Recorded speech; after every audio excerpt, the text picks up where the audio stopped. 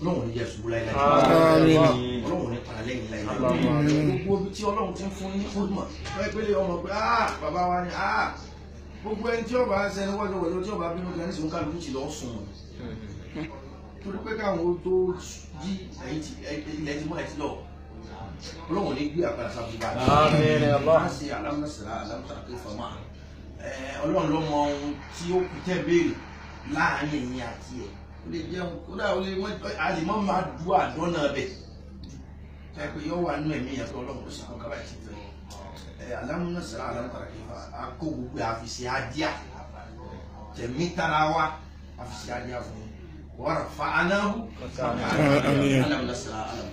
بسم الله الرحمن الرحيم ألم نشرح لك صدرك ووضعنا عنك وزرك الذي أنقض ظهرك ورفعنا لك ذكرك أنا نسي يسرا إنما نسي يسرا وإلى الله تبصر وإلى ربك فارغب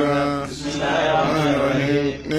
كيف ما ربك بأصحاب الفيل ألم يجعل كيدهم في تدليل وأرسل عليك عبادك ففي تجارة سجين Ayáwó káàsì máa kún. Ìjọba wa bí láti jọ tí wọ́n wá ti papòdà. Àtẹ̀yìn tí wọ́n rò pé wọ́n wá olóògbé àtẹ̀yìntẹ́nì kò ti ẹ̀rù tó wá gàdìdì wá tó yẹ pé ìpapòdà màmá Ọlọ́run tún fi kó wa pọ̀ ní. Ó tún fi jẹ́ àmọ̀ wípé a sì yóò wúlò òun. Ó ì tún fi hàn ayé bí bàbá wa ṣe tó.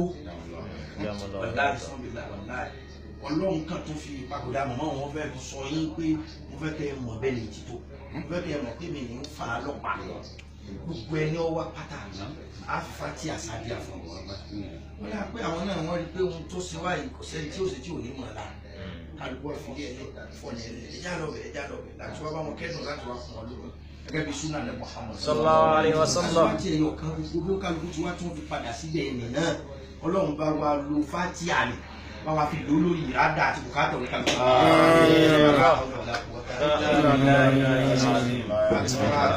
بسم الله الرحمن الرحيم الحمد لله رب العالمين الرحمن الرحيم مالك يوم الدين إياك نعبد وإياك نستعين اهدنا الصراط المستقيم صراط الذين أنعمت عليهم غير المغضوب عليهم ولا قوة إلا بالله